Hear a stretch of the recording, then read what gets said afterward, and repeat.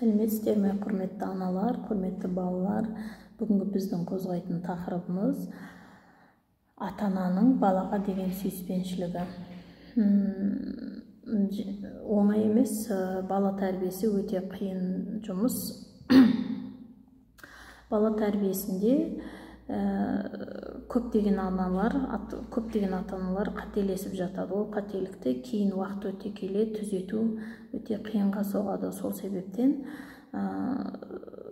бала тәрбиесіндегі ең маңызды нәрсе ол сүйіспеншілік білдіру, қолдау көрсету, қамқорлық таныту, көңіл бөлу, внимание дейді ғой орысша. Сол уақытында, сол моментте балаға сол қамқорлық, сүйіспеншілік, көңіл бөлуді қажет еткен кезде, сол уақытында балаға соны бере білсе ата-ана, ол кезде балада рухани азық жеткілікті деген сөз. Балаға көңіл бөлу, сүйіспеншілікті білдірудің 5 түріне, 5 жолына тоқтала кетейік. Ең алдымен бала бірінші дүниеге келген кезде, бала дүниеге, өмірге келген күннен бастап, бала сипалап, аймалап, көтеріп, денемен дененің тиіп, қамқорлық көргенін қалайды. Орысша айтқанда прикосновение дейді ғой. Яғни прикосновение арқылы бала өзінің қамқорлықта, сүйіспеншілікте көңіл бөлуін солай қабылдайды. Бала бірінші туылған кезде.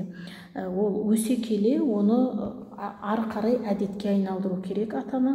Себебі ұл болсын, қыз болсын, басынан сипап, қолынан ұстап, арқасынан қағып деген сияқты нәрселерді көп істеу керек. Және балаларды ұл болсын, қыз болсын, өсіп кетсе де, үлкен болып кетсе де құшақтап, мейірім төгу керек. Бұл бірінші. Екінші, мақтау сөздері.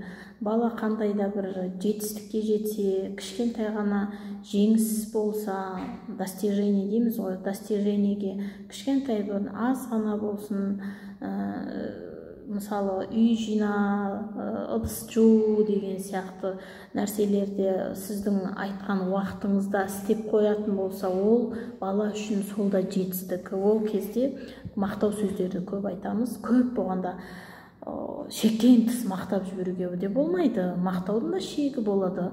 Бала қазір енді жайқалып үлбіреп өсіп келе жатқан гүл болғандықтан, слишком қатты күн қызып кетсе де гүл қурап кетеді ғой. Сол сияқты қатты мақтамаймыз. Шегімен, ретімен мақтау сөздерді көп айтамыз. Жеткен жетістігіне қарай әрине.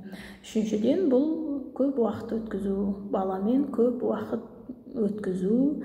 Ол дегеніміз тек қана бірге кафеге бару, бірге қыдыру емес, күнделікті бірге уақыт өткізуге болады. Мысалға, ата-ананың бос уақытында, или болмаса үй шаруашылығына бірге көмектесу, солай үй шаруашылығын атқарып жүріп, баланың ойын, болашаққа деген жоспарын, бұдан кейін не істейтінін сұрап біліп алуға болатыны осы көңіл бөлуге жатады. Мысалға, папалар балыққа бірге барсын, ауылдық жерлерде шөпке барады, отынға барады деген сияқты, машина бірге жөндеуге барады. Вот сондай кезде баланы ұлды алып жүріп, ұлының болашаққа деген көзқарасы, қоғамға деген көзқарасын сұрауға болады. Қыздар, естественно, аналарының жанында банкі жабысып, үй жинап жүріп, нан ашытып жүріп, мамаларымен сөйлесіп, мамалары қыздарымен сөйлесіп, бір-бірімен ой алмасып, пікір алмасып, көңіл бөлуге болады. Вот это көңіл бөлу. Төртінші мәселе бұл сыйлық сыйлау.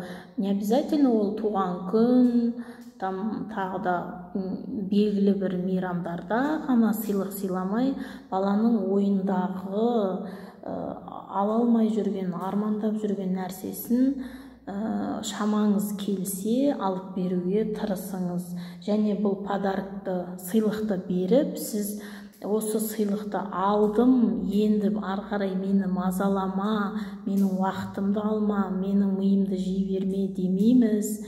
баланың көңілін сыйлық беру арқылы сіз сатып ала алмайсыз. Бұл осы жердегі үлкен қателік. Сыйлық бердім, енді мені мазалама дегенді, ондай қате пікірді айтпаймыз балаға, атана. Осыны есте сақтаймыз. Және де әрбір бала дүниеге келген сайын атана ең басты жауапты атана. Әрбір баланың дүниеге келу үшін ата-ана, папасы, мамасы жауапты болады. Себебі бала тәрбиесіне ең бірінші жауапты адам ол ата-ана. Рухани азық алуына да ата-ана жауапты, дұрыс тәрбие алуына да ата-ана жауапты, адам болып қалыптасуына да ата-ана жауапты. Сол үшін ата-ана балаларымыздың алдындағы жауапкершілікті ұмытпаймыз.